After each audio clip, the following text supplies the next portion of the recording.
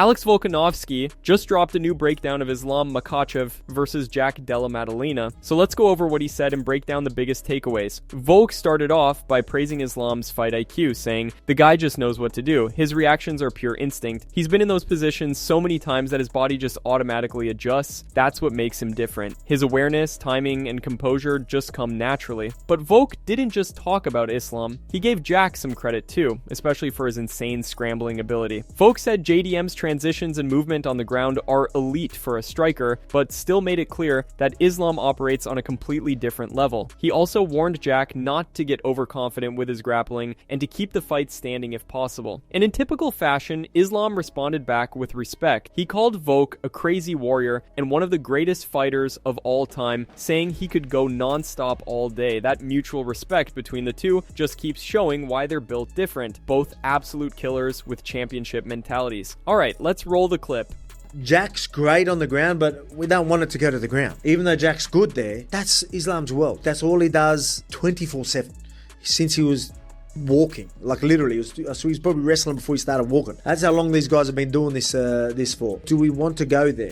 Be okay with the scrambles if you're comfortable enough in the scrambles and keep that urgency and use your weight and hopefully wear on him. Obviously, I was able to tire him from all them little scrambles. Can Jack be effective where he can burn him there, take the gas away? Again, if he's going to be complacent in the wrestling and then wait till he's on his back to build up, you're not going to tire Islam there. But Jack is going to understand, I ain't even letting you try to get this on the floor. I'm going to try and beat you on the feet. I'm going to keep you away. I'm going to have nice strong hips. I'm going to be very stubborn on the feet, stubborn on the wrestling. If it goes down, stubborn to build myself back up. And he's, again, great grappler as well. So he can definitely do that. But Jack needs to keep it on the feet, and that's what he wants. You just need my pick. You know where I'm going. Aussie, Aussie, Aussie.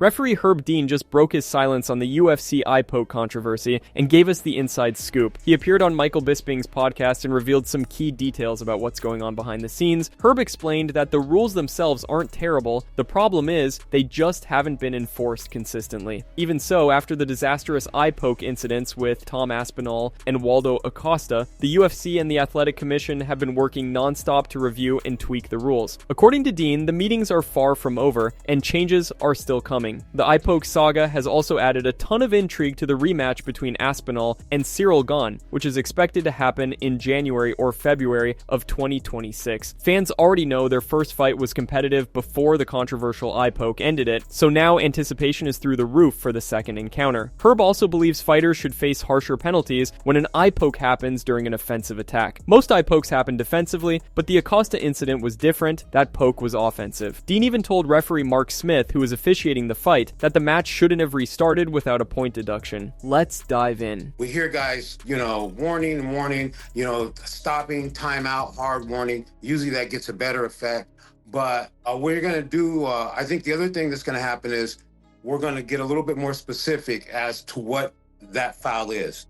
Because when you're fighting, of course you can have your hands like this if they're purely defensive, if they're in.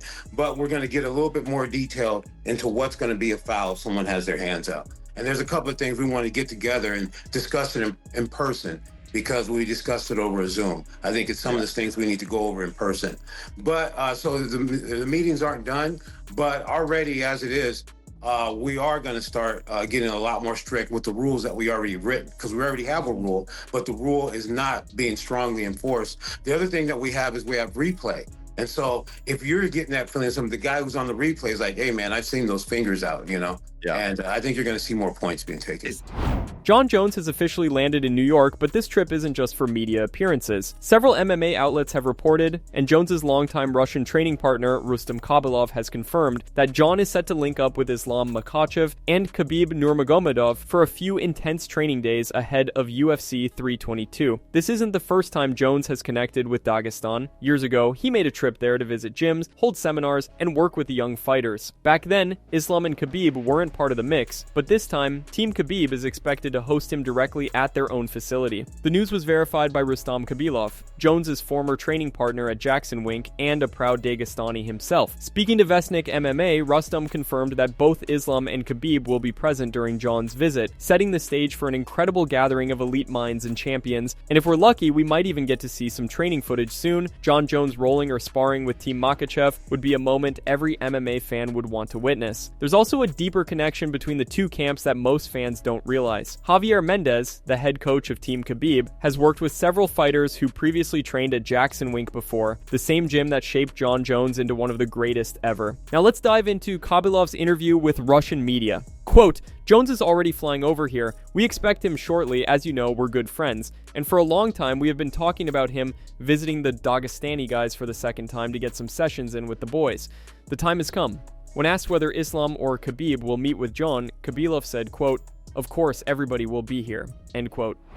Islam Makhachev is on a mission for revenge. In a recent appearance on Main Event, he revealed that his focus isn't just on the title, he wants to avenge his Dagestani teammate Ramazan Emeev, who was defeated by Jack Della Maddalena. Islam also made it clear he's not worried about the BJJ wizard Craig Jones helping Jack with grappling. He knows you can't just bring someone in for a few months and suddenly become a grappling expert. Years of elite preparation are what separate the best from the rest, and he's confident in the system he's built. He pointed out that just like with Chimaev and Duplessis, temporary fixes don't work against fighters at this level. Basically, short-term tricks won't beat years of elite preparation. Makhachev also addressed the pound-for-pound rankings, saying he doesn't care about them, doesn't agree with them, and brushed them off as something made up by random people. What's your take on the current pound-for-pound rankings, MMA fans? Do you agree with them, or do you think they don't really matter? And what about Ilia Topuria? Do you think he rightfully deserves the #1 spot? Leave your comments below. Jack said after his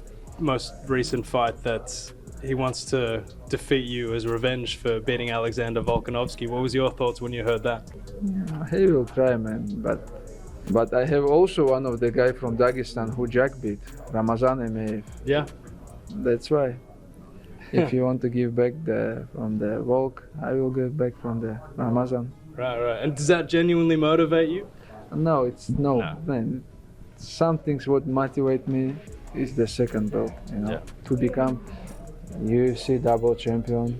I don't think about the rankings because who make the rankings? I cannot make rankings. Yeah. I can push myself to be UFC champion, but I cannot push the rankings, Some people make these rankings. I don't believe these rankings, and what on my hand I can do, I will do. That's it from MMA Psycho. Thanks for watching. Don't forget to leave a like and subscribe for daily MMA news.